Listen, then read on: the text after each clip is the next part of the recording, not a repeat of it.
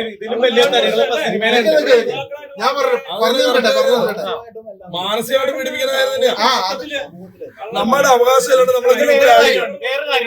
നമ്മളെ അമ്മയില ആർട്ടിസ്റ്റുകളെ ഈ ഗ്രൂപ്പിൽ കൊണ്ട് ഇട്ട് കുറച്ച് ദിവസം. അതേപോലെ തന്നെ പറയേണ്ട കാര്യം എന്ന് പറഞ്ഞാൽ പോലീസ് സ്റ്റേഷനിൽ നീതി കിട്ടാത്ത കാരണം ഞാൻ അവസാനം പോലീസ് സ്റ്റേഷനിലിട്ട് ഇവന്മാരെ തല്ലേണ്ട ഒരു അവസ്ഥ വന്നു.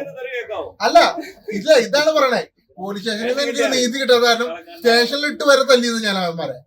കാരണം നമ്മുടെ ടെൻഷൻ കയറ്റി അവസാനം നമ്മളെ തല്ലു വാങ്ങണ ഒരു പരിപാടിയില്ലേ, ഈ ടീട്ടോം ചേട്ടയും ബാലസാറിന്റെ നമ്പർ തപ്പിയെടുത്ത് ഈ വൃത്തിയുടെ ഗ്രൂപ്പ് എന്ന് തന്നെ പറയാം. ആ ഗ്രൂപ്പിനെ കൊണ്ട് ഇട്ട് നമ്മളെ പെടുത്തിയതാണ്. നമ്മള് കൊടുത്തൊന്ന് എനിക്കും സന്തോഷം മാത്രമേ ഈ നമ്പേഴ്സ് ഉള്ളു നടന്മാരുടെ. പക്ഷെ ഇത് ഇങ്ങനെ തപ്പിക്കൊണ്ട് പിടിച്ച് ഇടുന്നു, അത് തെറ്റാണെന്ന് മാത്രം പറയാം. കാരണം ഈ ആർട്ടിസ്റ്റ് അസോസിയേഷനിൽ ഒരുപാട് ഗ്രൂപ്പ് ഉണ്ട്. ഈ ആട്ടയത്ത് വരെ ആർട്ടിസ്റ്റുമായിട്ട് ഗ്രൂപ്പ് ഉണ്ട്, മനസ്സിലായി. ഈ ഗ്രൂപ്പ് എന്ന് പറഞ്ഞാൽ ഇമാതിരി നമ്മളെ മാത്രം അതില് എടുത്തു പറയേണ്ട ആൾക്കാരുടെ പേര് എന്ന് പറഞ്ഞാൽ ഒരു രോഹിത് എന്ന് പറഞ്ഞവനുണ്ട്, ഒരു നിതീഷ് എന്ന് പറഞ്ഞവനുണ്ട്, അതേപോലെ തന്നെ സജാദ്. അവൻ ഒരു മാന്യനായിട്ട് എനിക്ക് തോന്നിയിട്ടുള്ളൂ. കാരണം വലിയ രീതിയിൽ എങ്ങനെയാന്ന് പറഞ്ഞു എനിക്ക് അവനെ കൊണ്ട് ഒരു ഉപദ്രവം ഉണ്ടായില്ല. കളിയാക്കൽ അങ്ങോട്ട് അതൊക്കെ നമ്മൾ സ്വീകരിക്കും. പക്ഷെ ഈ എങ്ങനെ പറയാം, ഇപ്പൊ അമ്മയ്ക്ക് വിളിക്കലും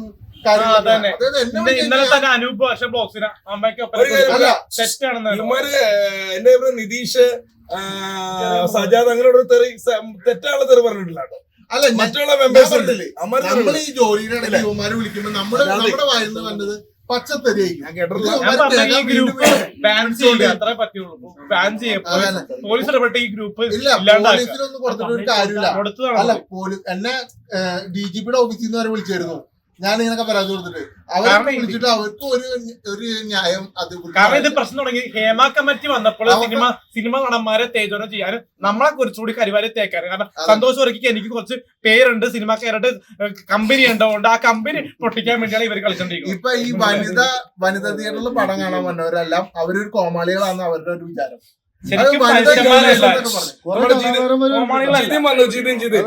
ജിതിൻ എന്ന് പറഞ്ഞ അവനുണ്ടല്ലോ, അവന് എന്തിനു വന്നറിയോ, കങ്കുവ എന്ന് പറഞ്ഞ ഒരു സിനിമയുടെ ഒരു ഇത് ചെയ്തു, കങ്കുവ. പിന്നെ അതുപോലെ തന്നെ ഈ അടുത്ത് കഴിഞ്ഞ ദിവസം പുഷ്പ ചെയ്തു.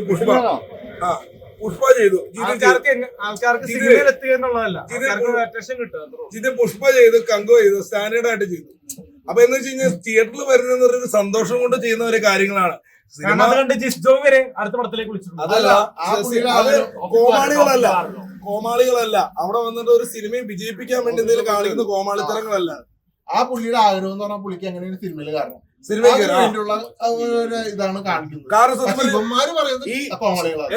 ഗ്രൂപ്പ് ക്രിയേറ്റ് ചെയ്യണതിന് കുഴപ്പമൊന്നുമില്ല, പക്ഷെ ഒരാളെ വേദനിപ്പിച്ചിട്ട് ഗ്രൂപ്പ് ക്രിയേറ്റ് ചെയ്യാണ്ടിരിക്കുക അല്ലണോ. സന്തോഷം. അപ്പൊ സന്തോഷ് തലേ ദിവസം അനൂപ് ജാങ്കോൻ ആള് എനിക്ക് മെസ്സേജ് അയക്കുകയാണ്, നിങ്ങൾ അതിൽ സന്തോഷിക്കേണ്ട, നിങ്ങൾക്ക് പണി വരുന്നുണ്ടോ. അപ്പൊ ഇതെല്ലാം പ്ലാൻഡ് ആണ്. ഇതിപ്പോ ആട്ടായാലും ഞാനായാലും ഫെറേറി ആയാലും ബ്രൈറ്റ് ആയാലും ഞങ്ങൾ കുറച്ച് ഫേമസ് ആയി അങ്ങനെ വരുന്നത് സഹിക്കാൻ വയ്ക്കാം. ഇത് പിന്നീട് അസൂയ സംഭവം നടന്നിരിക്കണം. ഇല്ല എന്റെ പേര് ആഡ് ചെയ്താണ് എനിക്ക് ഒട്ടും മനസ്സിലാവാത്തത്. അത് അവസാനം വന്നാണ് ഓൺലി പബ്ലിസിറ്റി. എന്റെ അടുത്തും എന്റെ ഫോട്ടോ ആണ് മെയിലിൽ ഉപയോഗിച്ചിരിക്കുന്നത്. അതെ, പത്രത്തിൽ വരാണ് എന്റെ ഫോട്ടോ വെച്ച് എന്റെ പേര് മനോരമ ന്യൂസ്, മനോരമ പത്രത്തില് ഡിഫമേഷൻ കേസ് കൊടുത്തിട്ടുണ്ട്. യാതൊരു സംശയമില്ല. ഇത് നമുക്ക് ചീത്ത പേരുണ്ടായി, നല്ല പേരല്ല. ഇനി ഞങ്ങൾ നിഷ്കളങ്ക പ്രൂവ് ചെയ്യുമ്പോ ഒരു മീഡിയ ആരും ഉണ്ടാവില്ല. ഞങ്ങൾക്ക് ഞങ്ങൾക്കാണ് നഷ്ടപ്പെട്ടത്.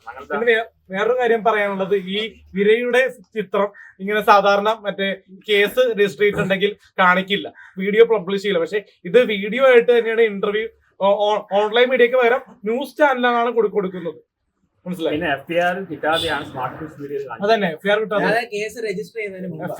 സ്മാർട്ട് ഫിക്സ് മീഡിയയിലും മറ്റേ പെരേരയുടെ ഒരു ഗേൾസ് ഗ്രൂപ്പ് ക്രിയേറ്റ് ചെയ്തിട്ടുണ്ട്. ആരാണത്? ഫാൻസ് എന്ന് പറഞ്ഞിട്ട് ബോയ്സ് തന്നെ.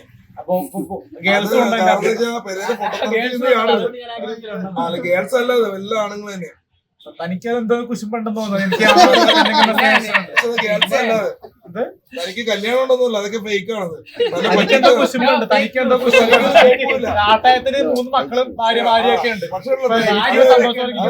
കല്യാണം കഴിച്ചിട്ടുള്ള തന്റെ വീട്ടിൽ നിന്ന് ചെലവിടുന്നിട്ടാണ് ഞാൻ ജീവിക്കുന്നത്. തനിക്ക് ആത്മഹത്യ ചെയ്യേണ്ടി വരും. അത് കുഴപ്പമില്ല, ഞാൻ ചെയ്തോളാം. ഞാൻ സൺഡേയിലാണ് കെട്ടിക്കോളാം. അല്ലെങ്കിൽ ഫേക്ക് ഐഡിയ ആണ് അതൊക്കെ കേട്ടോ. കുഴപ്പമില്ലടോ, ഞാൻ സമാധാനപ്പെട്ടോളാം. എനിക്ക് ഒരു 1000 കണക്കിന് പ്രപ്പോസ് വരാൻ